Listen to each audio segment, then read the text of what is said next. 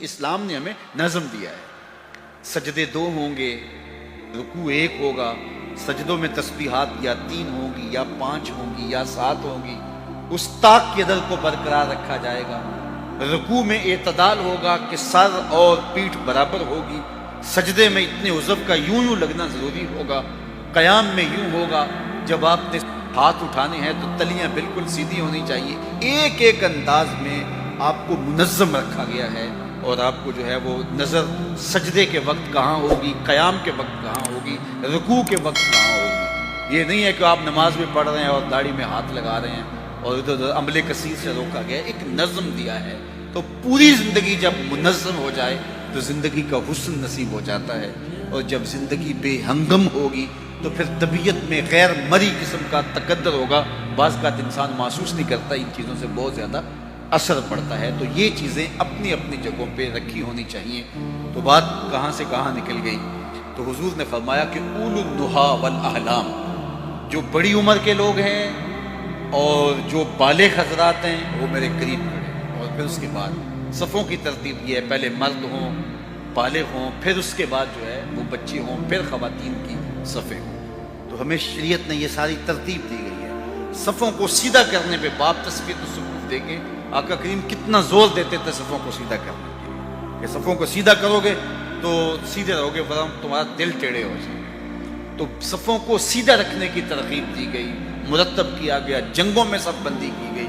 اور ان ساری چیزوں کا بہت زیادہ اثر مرتب ہوتا ہے۔ اس طرح اپنے لباس میں، اپنی وضاقتہ میں، ان ساری چیزوں میں صفائی ستھرائی، نظم۔ اللہ کے محبوب علیہ الصلوۃ والسلام کے پاس ایک شخص آیا تو اس کے کپڑے میلے تھے، تو فرمایا تیرے پاس کوئی چیز نہیں ہے جس سے ان کو صاف کر دے؟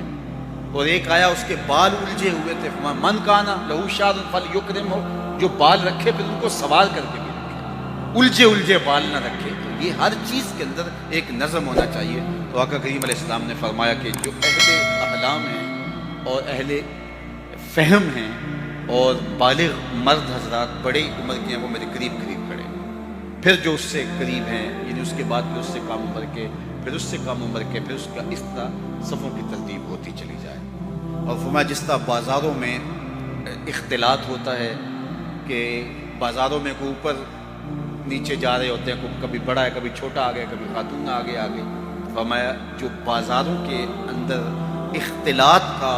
انداز ہوتا ہے وہ یہاں میرے ساتھ نہیں ہونا چاہیے۔ اور دوسرا یہ ہے کہ وہاں جس طرح لوگ بےہودہ بولتے ہیں بازاروں میں، کوئی آواز لگا رہا ہے، کوئی اوئے کہہ رہا ہے، کوئی کچھ کہہ رہا ہے، کہا نہیں ایسا نہیں، تمہارے لہجوں میں بھی ترتیب ہو، تمہارے انداز میں بھی حسن ہو، تم کھڑے ہو تو اچھے لگو، تم بیٹھے تو اچھے لگو، رکوع کرتے ہوئے کہا ایک ساتھ جاؤ، اس طرح جو امام سے پہلے سر اٹھائے تو اس کے بارے میں سخت مذمت کہ جو امام سے پہلے سر اٹھائے تو اس کا سر جو ہے وہ گدھے کا نہ کر دیا جائے۔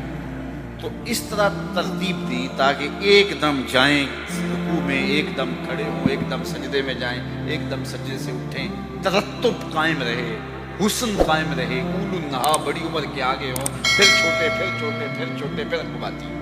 تو بے ہنگم قسم کا اجتماع نہ ہو، خوبصورت اور منظم اجتماع ہو۔ یہ شریعت کا مقصود ہے، یہ نظم رہے، خوبصورتی رہے، یہ شریعت کا نظم ہے۔ اور جب یہ کچھ سال ایسا ہوتا ہے تو پھر خود بخود ترتیب بنتی چلی جاتی ہے، اور اگر یہ اس پر توجہ نہ دی جائے تو پھر عجیب سا ایک ماحول بن جاتا ہے۔ تو اس سے دلوں میں بھی اختلاف پیدا ہوتا ہے اگر صفیں ٹھیک نہ ہوں، اور ان چیزوں کا حضور نے احتیاط کے ساتھ لحاظ کرنے کا حکم ارشاد فرمایا۔